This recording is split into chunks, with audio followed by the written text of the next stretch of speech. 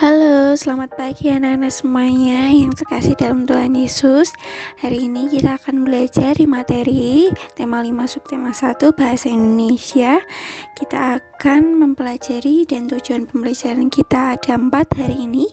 Yang pertama, memahami jawaban pertanyaan berdasarkan bacaan teks. Kedua, menginformasikan kembali informasi dari teks dengan menceritakan. Yang ketiga, memahami penjelasan informasi dari teks yang dibaca.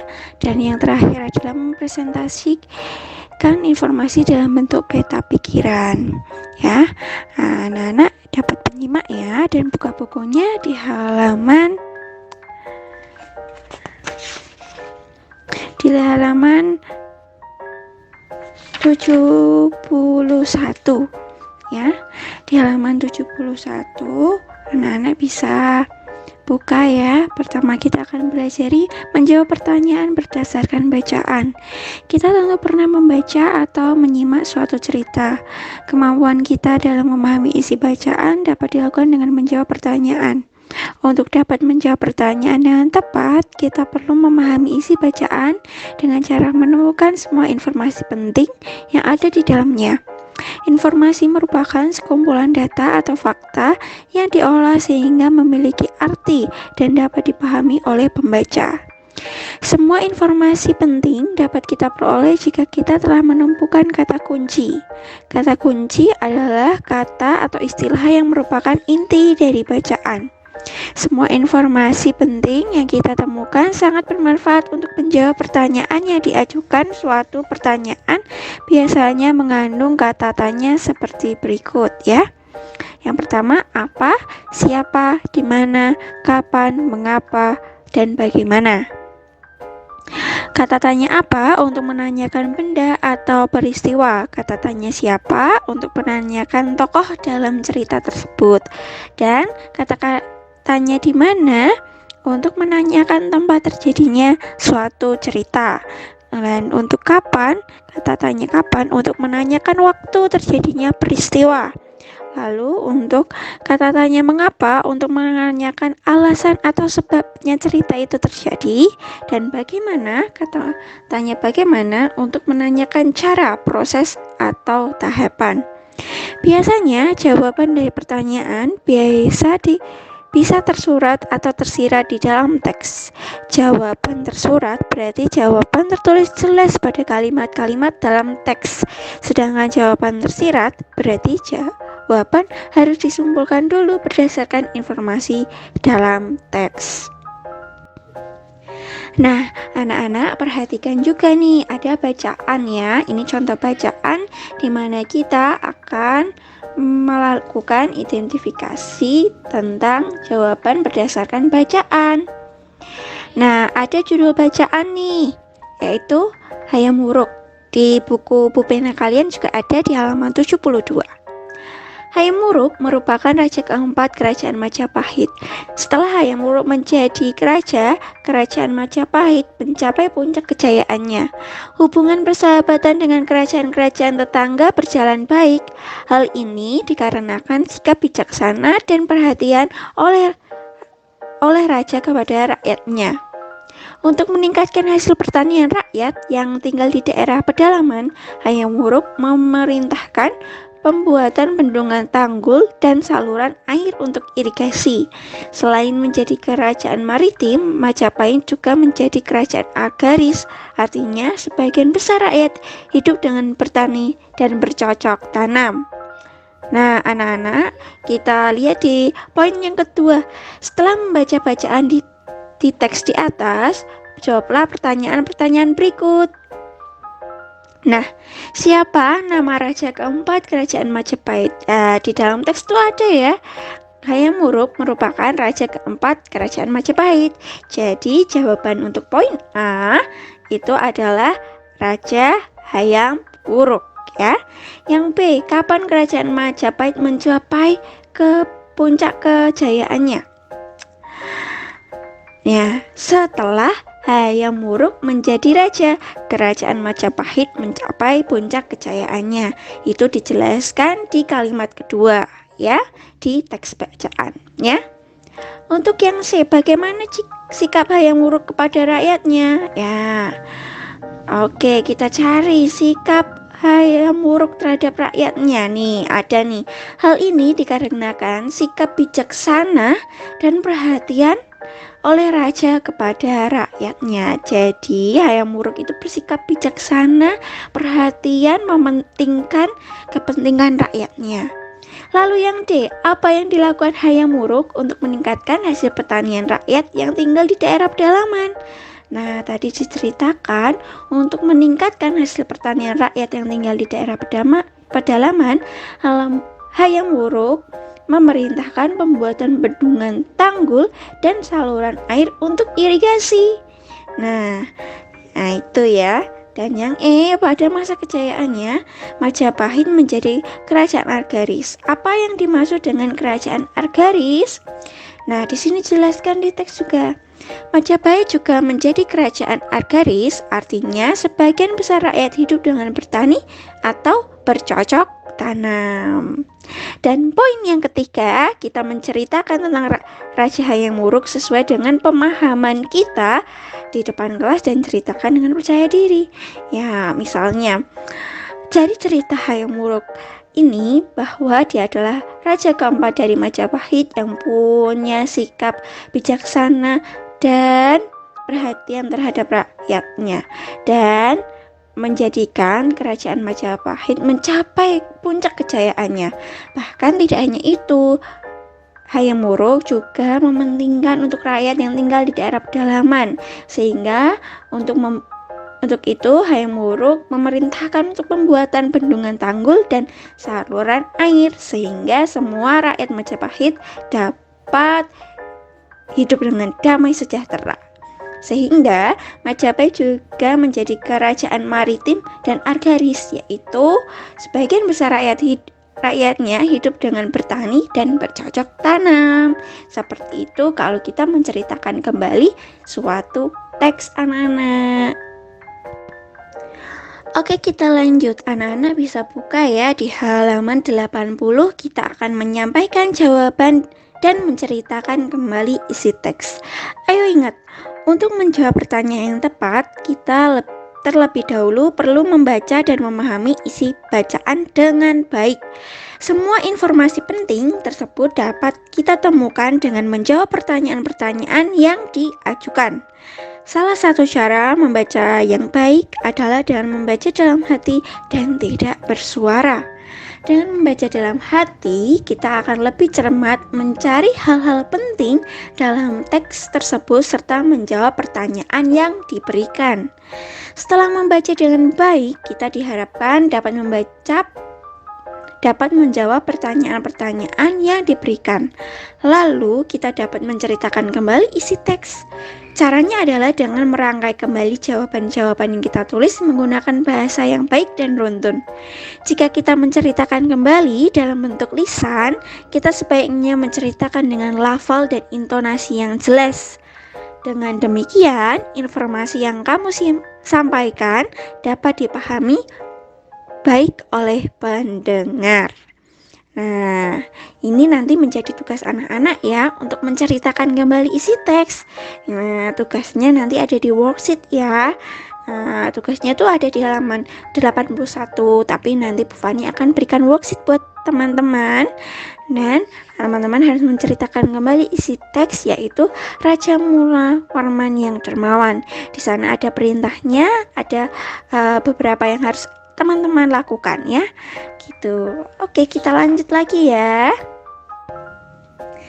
Baik, kita lanjut untuk menjelaskan informasi dari teks bacaan. Ingat kembali bahwa informasi merupakan sekumpulan data atau fakta yang diolah dengan cara tertentu, sehingga dapat dipahami oleh pembaca. Untuk dapat menemukan informasi penting, kita perlu membaca teks dengan sesama dan menemukan semua kalimat utama yang mengandung kata kunci. Berikut langkah-langkah untuk mengidentifikasi informasi dari suatu teks. Yang pertama, anak-anak harus perhatikan judul teksnya. Nah, judul teksnya itu apa? Lalu yang kedua, bacalah teks dengan sesama. Yang ketiga, temukan semua kata kunci dalam tiap paragraf. Yang keempat, memahami kalimat utama yang mengandung kata kunci tersebut. Yang kelima, semua kalimat utama yang kita temukan merupakan informasi penting dari teks tersebut. Nah, di sini ada sebuah contoh bacaan ya. Ada Tuanku Imam Bonjol. Ya, di halaman 83 di buku anak-anak juga ada. Oke? Tuanku Imam Bonjol yang memiliki nama Muhammad Shahab merupakan salah satu pahlawan Indonesia. Beliau lahir di Pasaman, Sumatera Barat pada tahun 1772 dan wafat di usia 92 tahun tanggal 8 November 1864. Petrus Syarif adalah panggilan ketika remaja. Saat dewasa, beliau terkenal sebagai pemimpin yang tegas menentang penyimpangan ajaran-ajaran agama di Sumatera Barat. Perang Patri adalah perang saudara yang terjadi antara kaum adat dan kaum Patri agama. Kaum Patri yang dipimpin oleh Tuanku Imam Bonjol berupaya untuk meluruskan ajaran-ajaran agama Islam yang menyimpang di kaum adat. Kaum Patri terkenal tangguh dan kuat sehingga kaum adat merasa terancam. Keadaan tersebut membuat Belanda datang untuk membantu kaum adat. Peperangan besar dan sengit pun terjadi sehingga Belanda dapat dikalahkan oleh pasukan kaum Patri.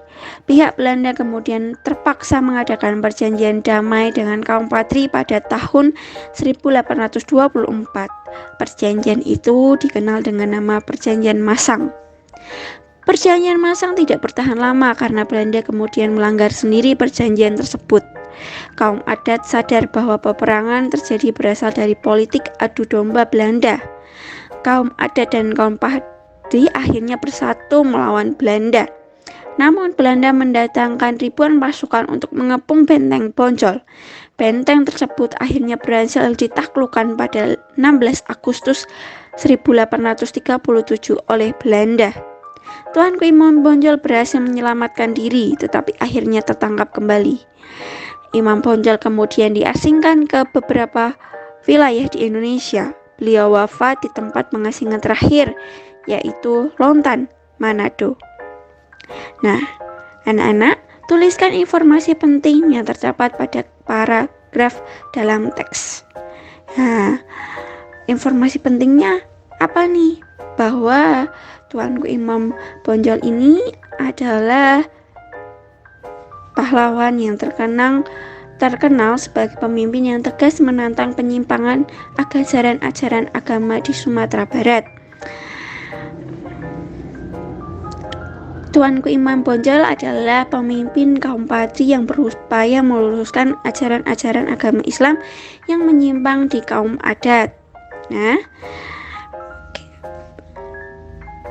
di sini juga dijelaskan bahwa Belanda membantu kaum adat sehingga terjadi perang yang sengit sehingga Belanda kalah dan membuat perjanjian perdamaian, yaitu perjanjian Masang.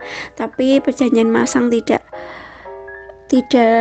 bertahan lama karena Belanda melanggar sendiri dan kaum adat menyadari bahwa itu adalah politik adu domba Belanda sehingga kaum adat dan kaum Patri bersatu melawan Belanda. Tapi sayangnya Belanda sudah dulu mendatangkan ribuan pasukan untuk mengepung benteng Bonjol sehingga Tuanku Imam Bonjol menyelamatkan diri tapi tertangkap kembali dan beliau wafat di tempat pengasingan terakhir di Lontan, Manado. Seperti itu. Itu untuk informasi pentingnya. Nah, di sini kita harus menjawab pertanyaan-pertanyaan berdasarkan informasi yang kamu temukan. Siapkah nama panggilan Tuanku Imam Bonjol ketika remaja? Siapa?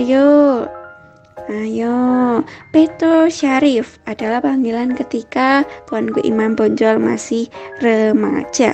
Yang kedua, apa yang dimaksud dengan perang Patri? Perang Patri adalah perang saudara yang terjadi antara kaum adat dan kaum Patri agama. jelaskan terjadinya perjanjian masang. Ya, betul ya, perjanjian masang itu terjadi karena Belanda mendukung kaum adat tapi untuk menyerang kaum Patri tapi kalah, sehingga Belanda mengadakan perjanjian perdamaian pada kaum Patri untuk berdamai. Mengapa perjanjian masang tidak bertahan lama? Ya, karena Belanda sendiri yang menganggap perjanjian tersebut ya. Nah, jelaskan cara Belanda untuk melakukan Tuanku Imam Bonjol adalah dengan politik adu domba ya antara kaum adat dan kaum Patri, sehingga kaum adat dan kaum Patri terlambat menyadari bahwa itu adalah politik Belanda ya, sehingga Belanda menghancurkan benteng Bonjol dan menaklukkan Tuanku Imam Bonjol di pengasingan terakhirnya, yaitu Lontan, Manado. Seperti itu anak-anak cara menjelaskan informasi dalam teks yang dibaca. Dan kita pelajari lagi mempresentasikan informasi dalam bentuk peta pikiran. Anak-anak dapat buka bukunya di halaman 89 ya. Agar lebih mudah untuk mengingatnya, kita menyajikan informasi penting dari teks yang dibaca dalam bentuk peta pikiran. Peta pikiran merupakan suatu cara untuk menyajikan konsep, ide, atau informasi lainnya dalam bentuk diagram. Pada peta pikiran, topik utama teks biasanya dihubungkan dengan informasi lain yang ditulis dalam bentuk kata kunci atau gambar. Penyajian informasi dalam bentuk peta pikiran diharapkan dapat membantu kita mempelajari informasi dengan lebih cepat dan efisien. Nah, di sini tuh ada contohnya ya. Sultan Hasanuddin. Nih, kita harus memperoleh informasi dari bacaan Sultan Hasanuddin ya, dari buku ini ya. Coba kita baca dulu. Kita lihat dulu peta pikirannya yang ada di halaman 90 ya. Di situ ada nama tokoh. Kita cari nama tokoh. Oh, berarti nama tokohnya adalah ini adalah bacaan mengenai Sultan Hasanuddin. Nah, kita tulis nih di nama tokoh Sultan Hasanuddin ya. Sultan Hasanuddin. Lalu daerah asal tokoh. Daerah asal tokoh ya. Sultan Hasanuddin tadi teman-teman bisa lengkapi ya. Nama aslinya Sultan Hasanuddin adalah Aimal Bobasi Muhammad Bagi Daeng Matawang Kareng Bonto Mangape. Itu nama aslinya. Tapi nama panggilannya atau nama sebutannya adalah Sultan Hasanuddin. Nah, Sultan Hasanuddin ini lahir di Makassar, Sulawesi Selatan tanggal 12 Januari 1631 Masehi. Ya. Nah, kalian juga bisa julukannya siapa. Nah, kalau julukannya tadi kan ayam jantan dari timur. Lalu perjanjian yang dibuat nih, Sultan Hasanuddin bersedia menandatangani perjanjian Bagong Bonggaya dengan Belanda ya. Perjanjian ini juga dijadikan sebagai taktik Sultan Hasanuddin untuk mengumpulkan kembali kekuatan melawan Belanda dan mencegah timbulnya korban jiwa. Itu perjanjian yang dibuatnya, perjuangan tokohnya. Anak-anak bisa temukan di bacaan tersebut dan diisikan di peta pikiran. Gitu ya anak-anak ya. Oke. Dan jangan lupa kerjakan tugasnya. Jika ada kesulitan silakan hubungi Bu Fani. Selamat belajar anak-anak. Tuhan Yesus memberkati.